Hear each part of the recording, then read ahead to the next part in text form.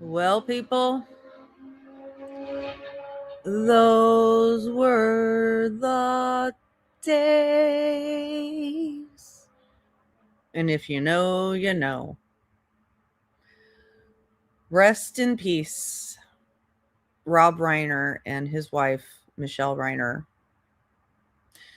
Good afternoon.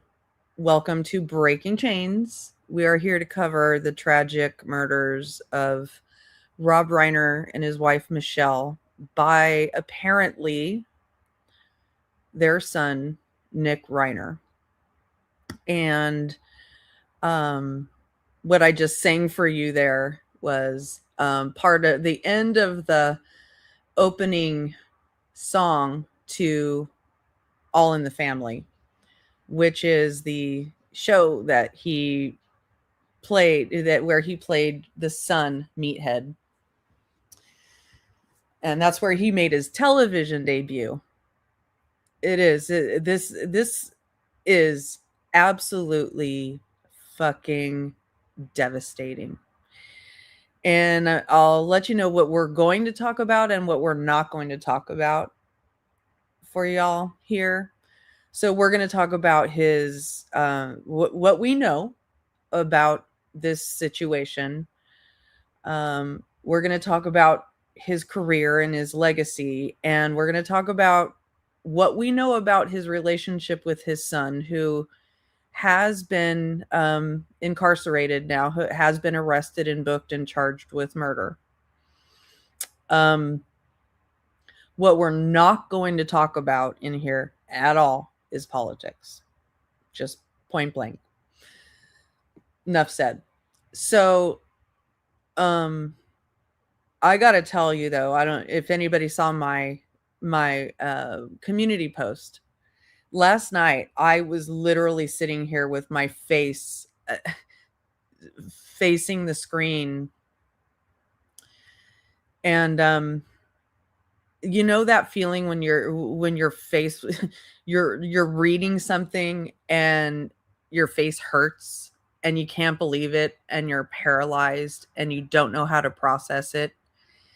And it's just the rush of emotion because the it's the totality of everything, right? They are a Jewish family, and this is during Hanukkah. And there was just recently, just the day before, or within the last 48 hours, Haishif, a massacre in Australia on the first night of Hanukkah, right? A terror attack. And so we're processing that. And then we find out that a family has undergone this tragic circumstance. And it appears that it's one of these, oh, hi, Cinnamon Girl, good to see you. Has undergone basically what we're seeing here is that a famous high profile Hollywood family is going through the same struggle that a lot of families are going through. Okay, thank you for being here, DJ Autistic Cool Bro. That no families are immune to, hello, Kimberly Jerome. No families are immune to drug addiction, mental illness, and all of the horrificness that goes along with it, and the danger, and the toxicity, and the imbalance that goes along with it. No family is immune to that. And this puts it out all on display here. Whether you're rich or poor, powerful or not. And so I don't know if anybody's going after him for religion. I'm just saying that it's it's, when you are a family that celebrates Jewish holidays, it's very difficult for that to happen during a Jewish holidays. That's all I'm saying. I hope that you're I'm not being taken in the wrong way. Anyway, so hey PKC, good to see you. So let's talk about what we do know now. I want to thank, I don't know if the person is in here, but someone left a comment on my community post, mentioning that apparently it was reported by TMZ. Now, take it for what it's worth. I would say that about 90%. Okay, thank you, Crystal. 90% of what TMZ reports is factual. A lot of what they report is not.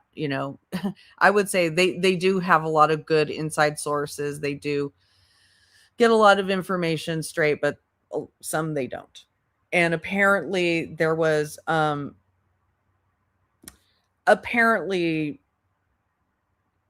fight between Rob, his wife, and their son at Conan O'Brien's party the night before.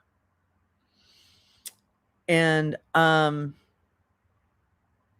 that's interesting, Tess Mac. I didn't know that. So the night before this murder, there was a big blowout fight at Conan O'Brien's holiday party, which is embarrassing, I'm sure. And so I'm going to show that to you in a minute. But just so you all are, unless, in case you aren't aware of what we do know so far, is that the call came in yesterday afternoon at about 3:30 that there were 2 dead bodies at Rob Reiner's residence. And apparently it was Rob Reiner's daughter who discovered them. Rob Reiner's daughter, her name is Roma, lives across the street from them. So several family members live in the area.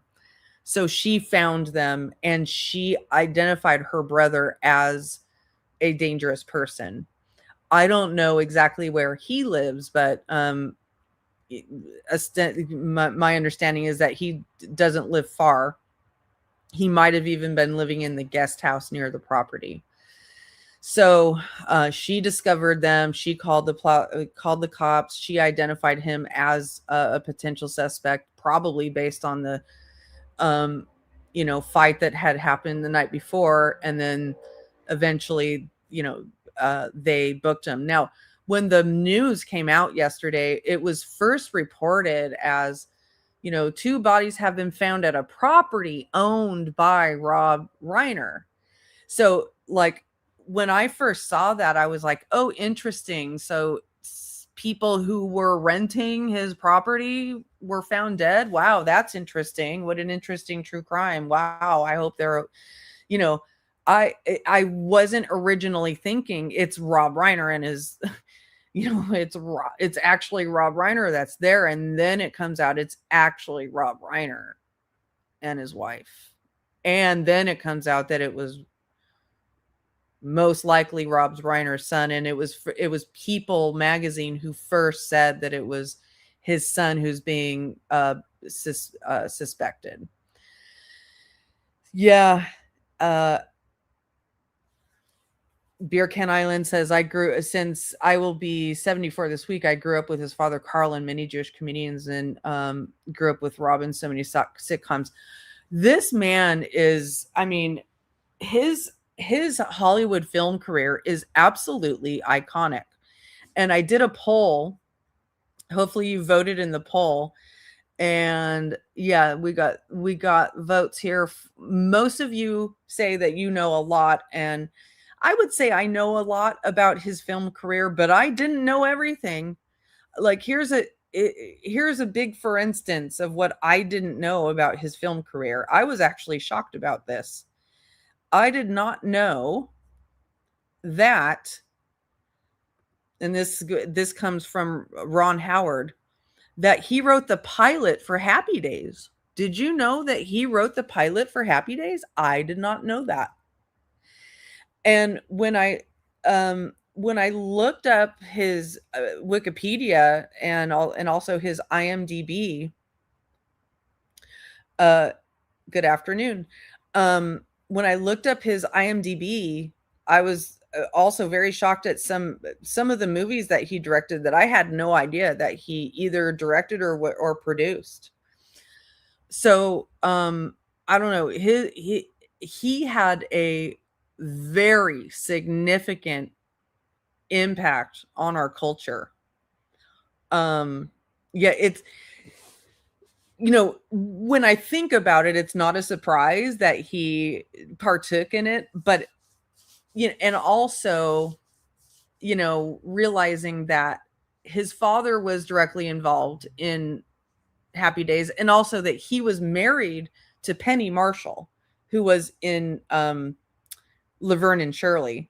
So so his first wife was Penny Marshall. They adopted a daughter together. Yeah. So, he has so many friends in the industry who are absolutely devastated. So I wanted to show you this. Here's the report about how they got into a heated argument with their son at Conan O'Brien's Christmas party. And there's a lot of recent images of them. I mean, I saw other reports on X that they were really at they were really experiencing, Rob and his wife, the peak of their lives and their careers. I mean, they were really happy and experiencing good times in their lives. Now, maybe they were still having struggles with their son, but they were really having a good time. He had just directed, yes, I did see that, Tess Mac.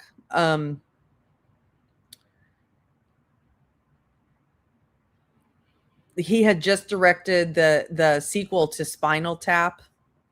I mean, crazy. But anyway, let me read this to you. Rob Reiner and his wife, Michelle Reiner, reportedly got into a very loud argument with son Nick the night before their murders. The alleged dispute took place at Conan O'Brien's Christmas party on Saturday, according to TMZ. The outlet claimed that on Monday that Rob and Michelle left the party post-confrontation. So here's a picture of them all together, and that's Nick there.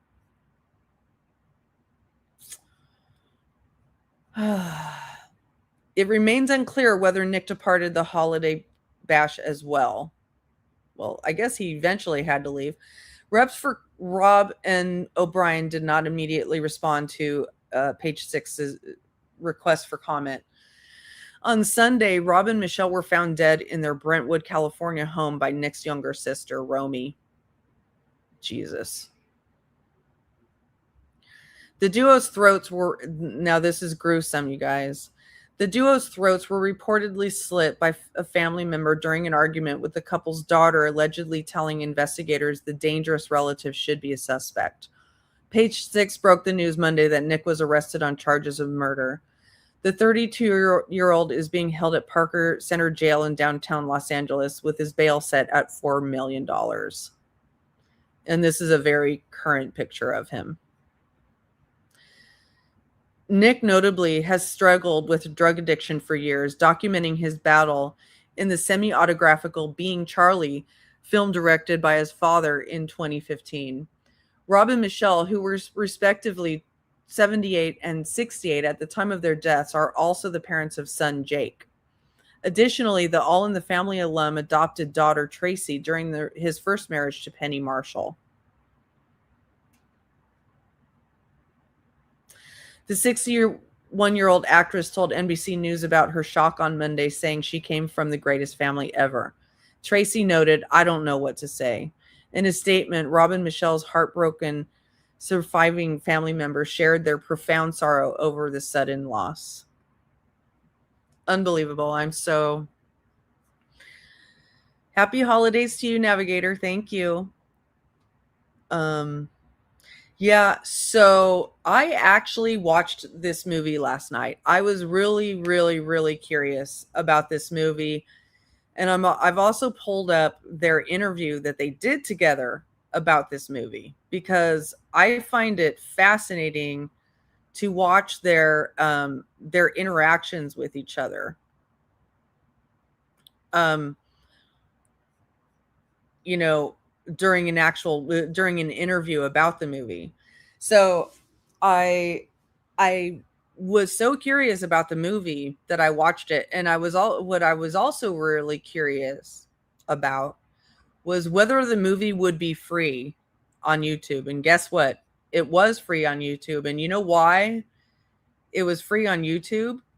Because it did dismally, absolutely dismally at the box office. I mean, dismally. Here's what Being Charlie wasn't a big earner, making about 30,000 in the US and Canada, around 33,000 worldwide, against a $3 million budget, showing very low box office returns. So that must have been a major disappointment. And what I noticed it's really, really, really, really bad. That must have been humiliating. Okay. When you're talking, and I'm going to guess. So what I was surprised, because the movie was, in the titles of the movie, Nick Reiner has the writing credit, but you can tell that Rob Reiner basically took over that movie. It's not a bad movie, in all honesty, because it's a Rob Reiner movie, but it has many, many flaws. You can tell that it was stitched together in many aspects.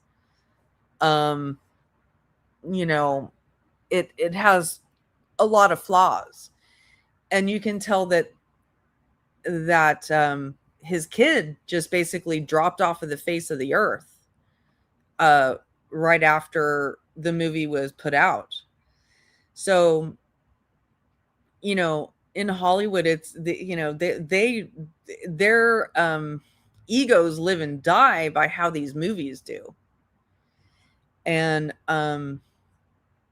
Emma says, this is a devastating loss, because I know a lot of us grew up with Rob Reiner as Meathead, and some of you grew up with his dad, Carl. I'm Brink. Yeah, me too. Absolutely. So I want to show you also, look at the things that he worked. There are some movies in here that I didn't even know he worked on. Okay.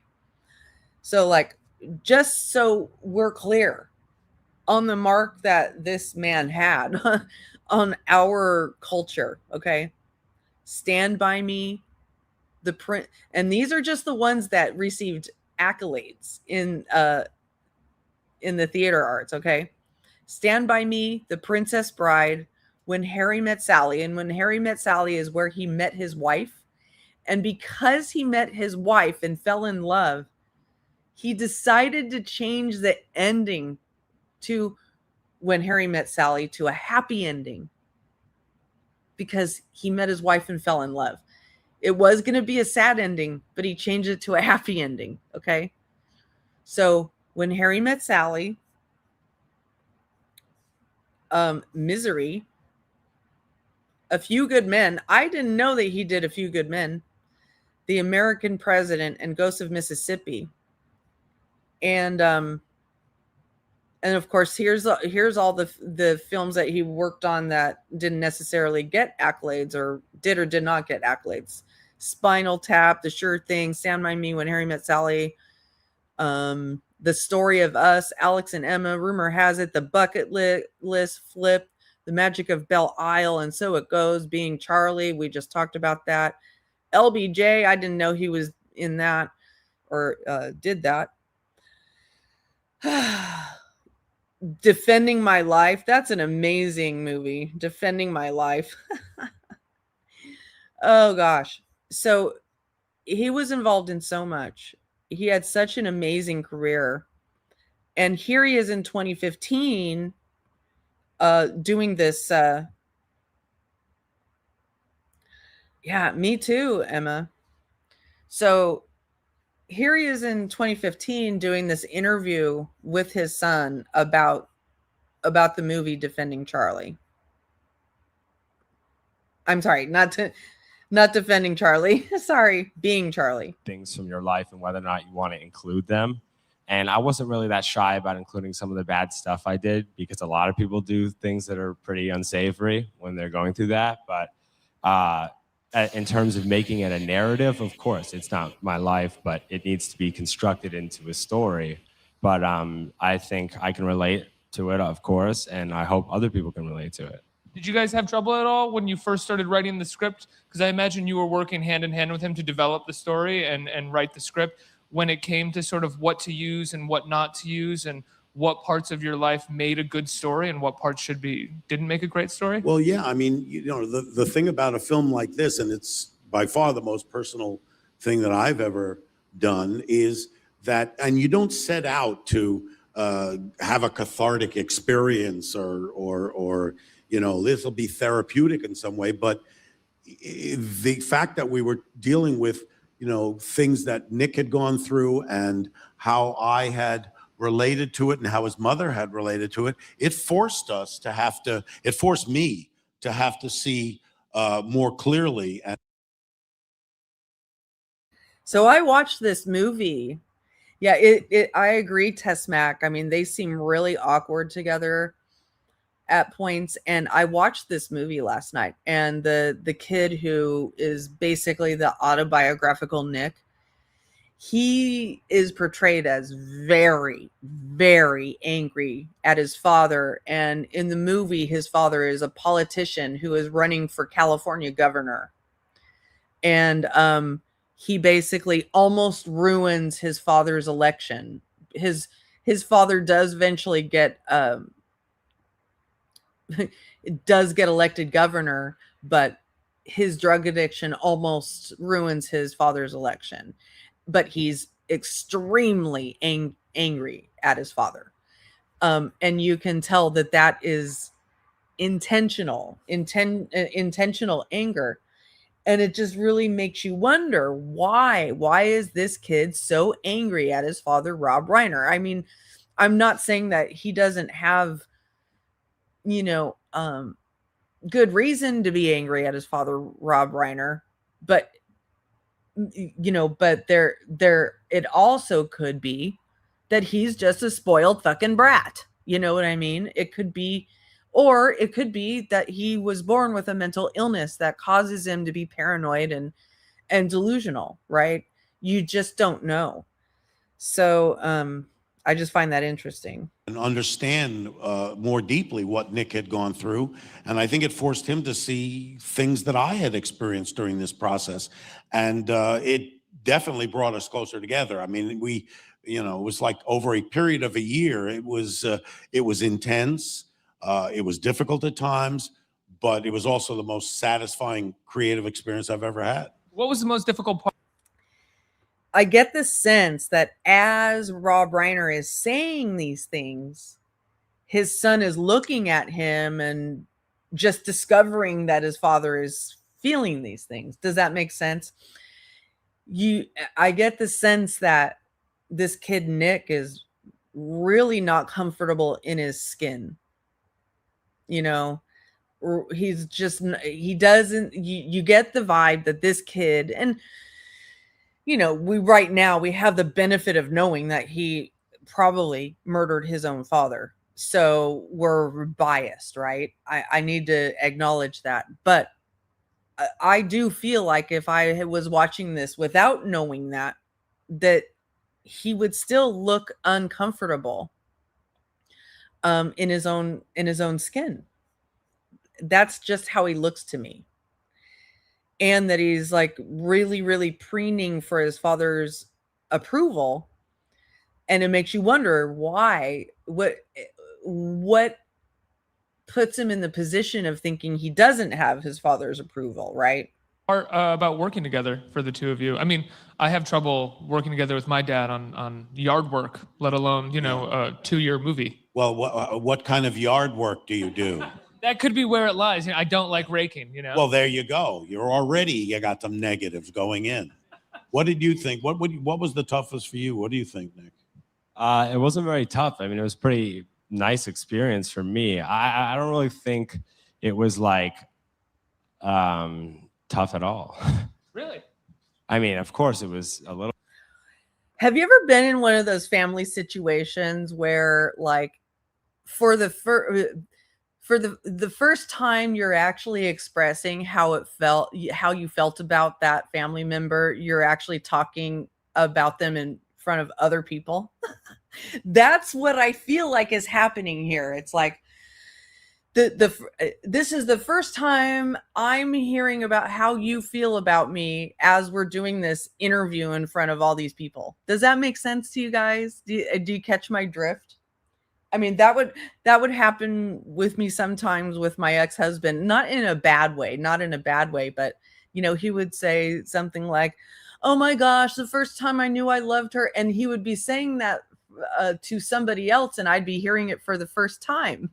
Yeah, third party to your own life. And I'm not saying that's a bad thing, but I'm just saying that's the sense I'm getting here. A little bit.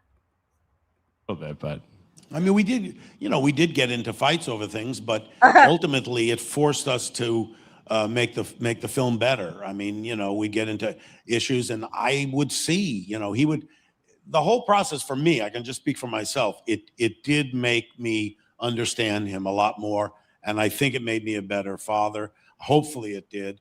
I saw a little eye roll there.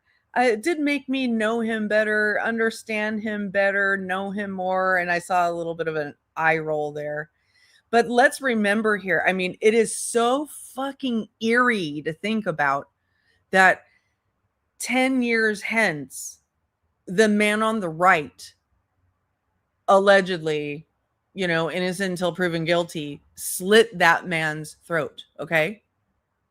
It is so haunting to think about that. And it's really hard. You know, I hold back tears as I say that, you know. I don't know, but I think that, and you'll see it in the film. What happens is, you know, if your kid is going through rough times, you know, the parent your main job is to keep your child safe. So I would do anything. I felt at a loss. So I would do anything that, as we say in the film, anybody with a desk and a diploma, I would listen to them. And the whole idea of tough love, and you have to be a certain way. And it's not my nature. It's not the way I am built, but I went and did that, you know. And I think that, you know, at the end of the day, I know my child better. I also get the sense that Rob Reiner carried that entire film.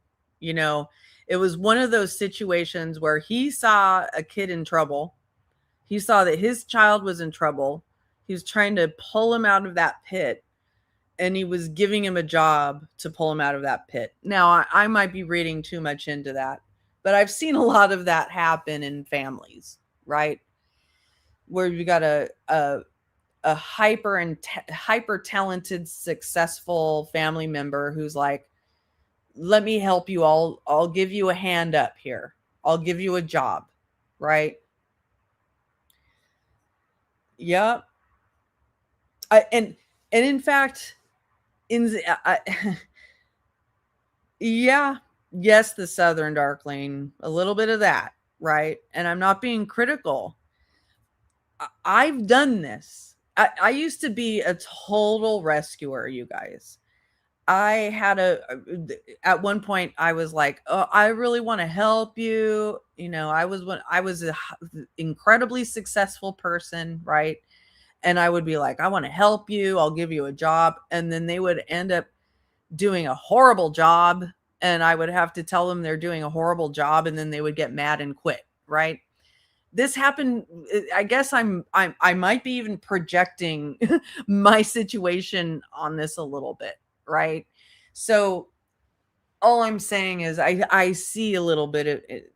I see a little bit of that in this situation, but I might be wrong. And I'm not talking about my kids. I'm talking about like people, just general people, not my kids. To be clear. Than an expert does. And I probably should have trusted my own instinct. And that's one of the things I did learn about the whole experience. I think the bonding came not from the story itself, but from the fact that we were working on a movie together, and I could see him in his, I would think, in the form that he could express himself the best, which is making movies, because he has so much experience. And so seeing that sort of turned me around to be like, okay, I should probably... No, sorry, I'm responding. I should probably shut up and listen to him, because he knows a lot more about this. He knows I don't know anything, so I'll learn whatever he has to teach me.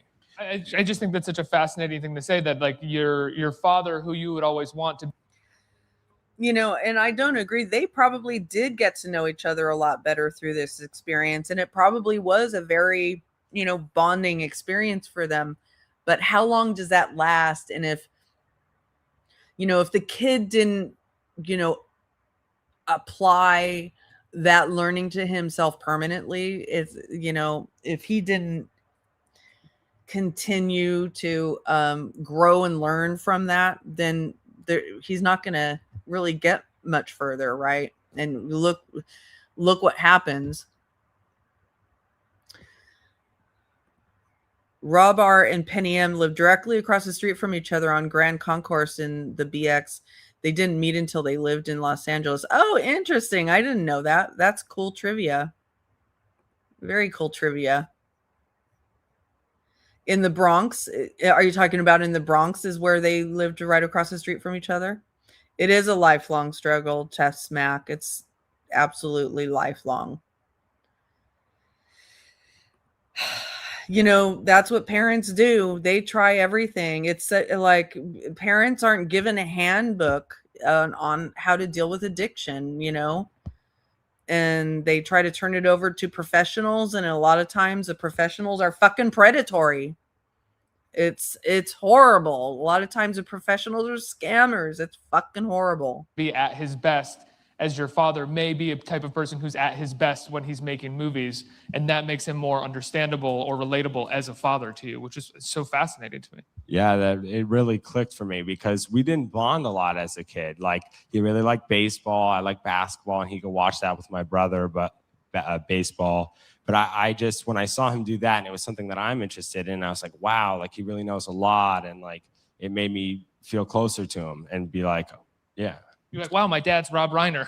I never had thought about it, and then Yeah, it didn't cross your mind, right? Never. No. Never watched A Few Good Men. Didn't see that one. No, but it's interesting that Nick would talk about it in that way, because, yeah, we did share that experience.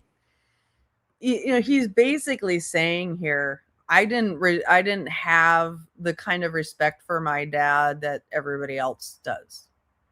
You know, I didn't see my dad in the same perspective, and that's to be expected, right?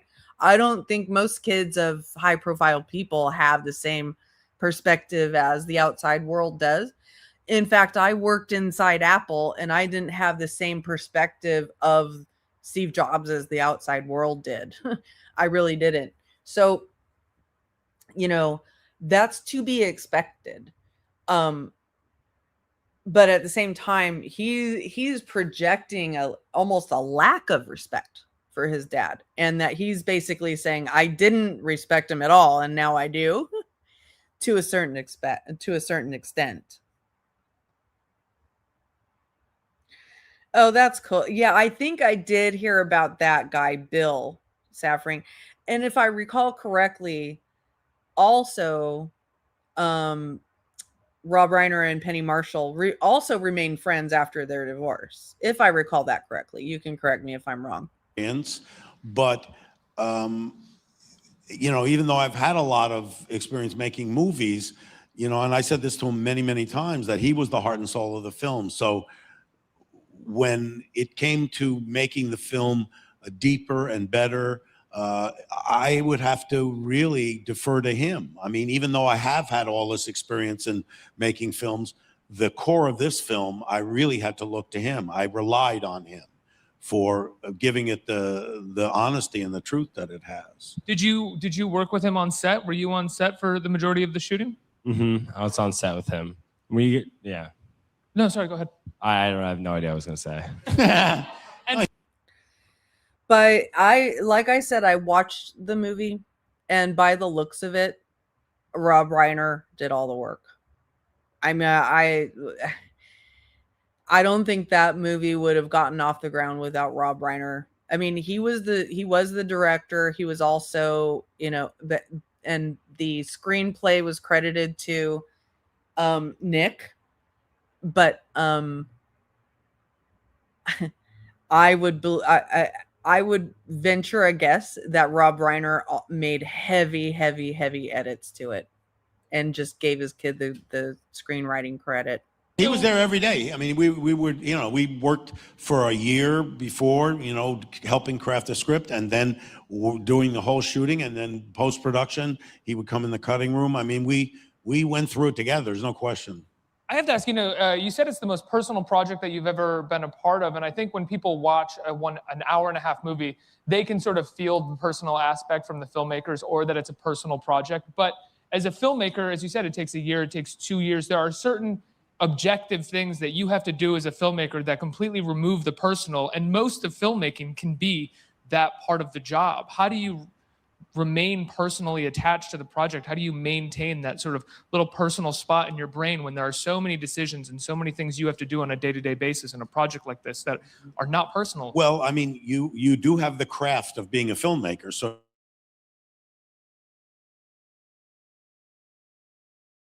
used to tell a story, but I could never get away from the fact that it's personal, because we're doing it together.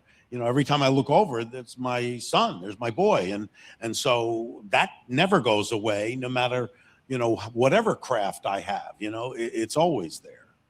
Nick, how involved were you with the casting and everything? I mean, this kid is amazing in the film. He's an incredible lead. I've never seen him. People know Nick Robinson. I will agree with that. The lead in the movie is really good. It's cast really well, and the acting is good. We'll see if there's an ensuing court case. He may just plead guilty, and we may not get a court case. What we can probably expect to come out, unless the LAPD corruptly buries it all, because the LAPD, I will say, out of all the PDs, they're fucking corrupt. I'm sorry, but they are. We should start hearing in normal cases, you start hearing 911 calls, body cam footage. Like you think about the Gene Hackman situation. Now, they weren't murdered. They died.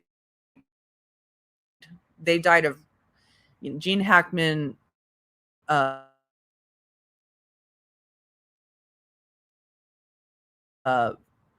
basically rat poison. She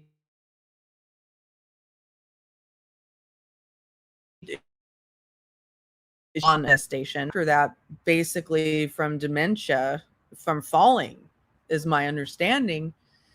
And there was body cam footage, and there was 911 call. If the LAPD doesn't bury all this stuff, that's the type of stuff. Yeah, I don't want to talk about what the politicians are doing. Fuck the politicians, okay? I just want to, I said that at the beginning, but I don't expect that you heard that. Anybody who's politicizing this can go fuck themselves, okay? Oh, it was hantavirus, and then he died of heart failure. Completely sad situation there. So anyway,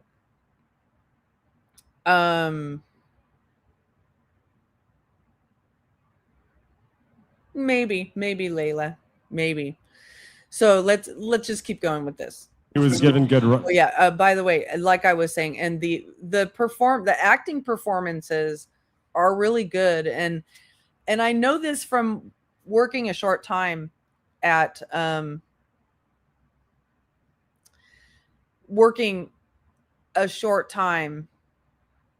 Lucasfilm.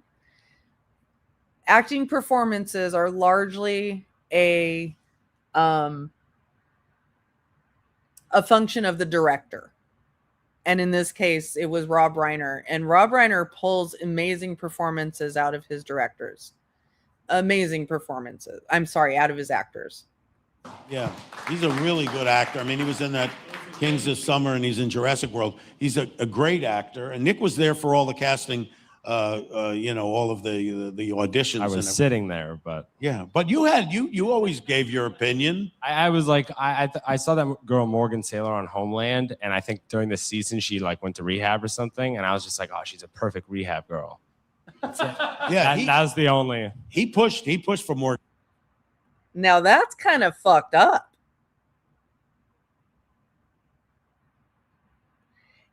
Kind of fucked up if he's saying that she in real life went to rehab, that she's a perfect rehab girl, because in this show, in the movie, she goes to rehab. But anyway, let's keep going. And Sailor like crazy. Yeah. You had a personal connection to her right away? No, but just felt like you knew her. Felt like I knew her from some land. Yeah. You know. What an asshole.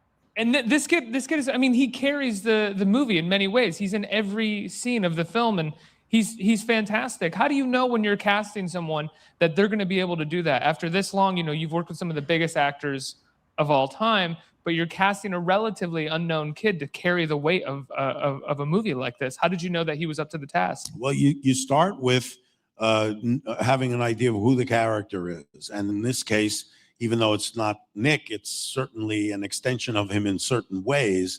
I have that in the back of my head. I'm looking at an actor, and I want to see if he has the qualities, some of the qualities that I see in Nick in terms of his honesty. What you're hearing here, folks, is that this man, Rob Reiner, put his heart and soul into this movie that his son wrote. He put his heart and soul into it. And this movie, and it was budgeted at $3 million. And the box office for it was $33,000. And that's humiliating, you guys. And it could be a, part of their rift. I don't know. I don't know, but it could be. And his depth and the way he plays things. And then, to be honest with you, he auditions. And in the case of Nick Robinson, he auditioned with the guy that plays his friend in the movie, Devin Bostic, who plays Adam. And they clicked immediately. It was like as if they had known each other for forever. And I said, ooh, that's what it needs to be. And it needs to feel like that. Right. And another Yes, Delaney, I watched it last night. And look, it's not the best movie in the world, but it is phenomenally performed. The performances are amazing. And it is, it's a tearjerker. It's definitely a tearjerker. It has Rob Reiner's marks all over it. It's very Stand By Me-ish, But the screenplay isn't fantastic. I would say that the screenplay, you could tell that the screenplay was buffered up by his dad. You could tell that this was a labor of love. That's what you can tell.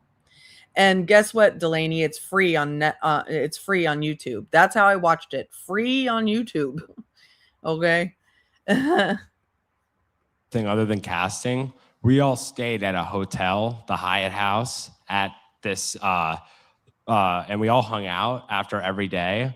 And that kid, when he first showed up, he had like a book about junkies. He had like watched some YouTube, and he started asking me questions about it. And I would try to fill him in as best as possible. But since the writing was done by us and Matt, he kind of got our sensibilities. So did Devin, from just hanging out with us, try to help him with that in that sense. Yeah, absolutely. The father in this is a former Hollywood actor, now turned politician. So he's got one foot in Hollywood and one foot in politics. This seems like as this character, as Charlie was an extension of Nick, this seems like this character could be an extension of you, Rob. As you sort of. Well, that was the idea. That was the idea that I wanted to portray a character that was somewhat like me. I mean, it's not exactly like me because hopefully I'm not that big an asshole, but we wanted to have an antagonist, and we wanted to have there to be conflict between the father and son. And the fact that Carrie Elwes, who, you know, was in Princess Bride, did this part, I felt really good, because I had, you know, kept in touch with him over the years and always. What I was saying earlier, for anybody who might have missed it, is that what you see portrayed in the movie very, very vividly is that the son has intense built up anger against his father. Just intense. It is just like, it's where it starts. It's the opening vibe. The anger is palpable. And it's like, it's what you, it's almost like, even if you didn't walk into it knowing that the kid probably murdered the kid who wrote the movie probably murdered his father, you would feel it anyway. So that's what you get from it. Looked for something to do with him, and I just felt comfortable that I could put the essence of me in his hands, you know, and so that was a good thing. But you know, it's, you know, I do have a foot in politics, and I do, you know, and I was an actor and all that, so we tried to make it So this is where they do get into some politics, and I'm even going to cut them off from talking politics, because I don't want to talk about fucking politics. I don't even want to start it, okay? What I do want to show you is some tributes that came on. I thought this was a beautiful tribute today that Howard Stern gave. Let me show this to you. Rob Reiner was stabbed to death in his home. I read that and I got really, really upset. I just thought the world of this guy. I interviewed him either 2 or 3 times. And I got to tell you, from my vantage point, he just seemed like the most loving guy.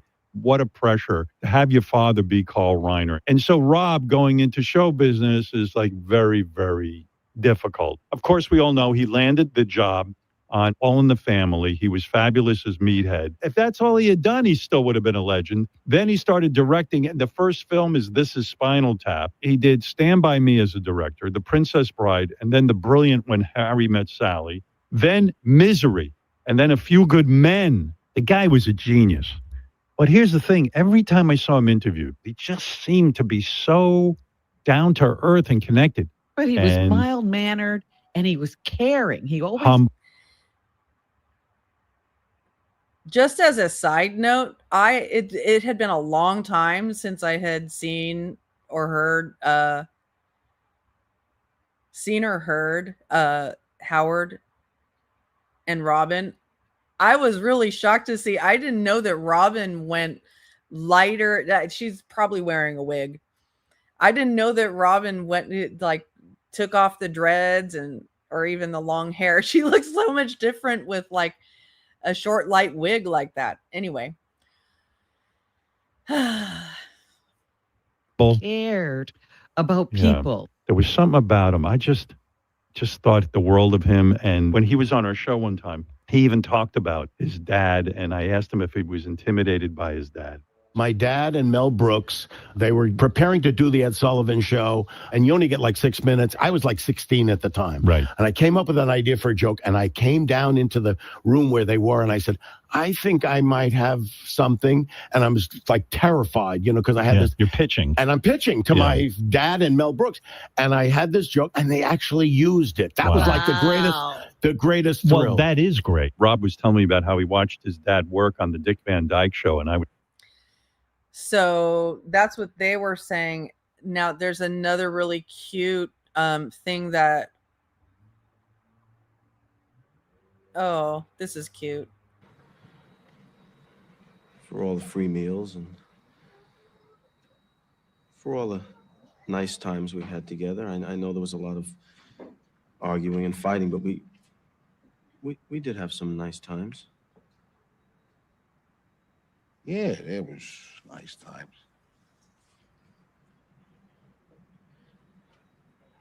You've been like a father to me. Well, hey, you've been just like a son to me. You never did nothing I ever told you to do. Hey, Arch, we want you and Ma to come visit us out there. Well, maybe your mother-in-law can do that, but Well, I think you'd like it out there. Nah, I don't think so. Sure, fresh juice every morning. Well, you know me, I always take the can. Lots of sunshine. Yeah, what I burn these? Pacific Ocean. Yeah, well, I don't like an ocean where the sun goes down. I like an ocean where the sun comes up.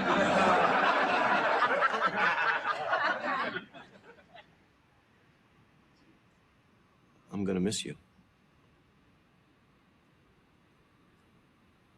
Well, listen, I'm gonna. Hey, listen. You just take very good care of Gloria and Joseph. Those are two things you never have to worry about, Arch, I promise.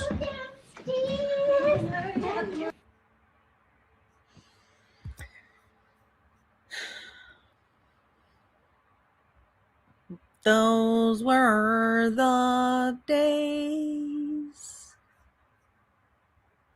That was the last scene between Archie and Meathead.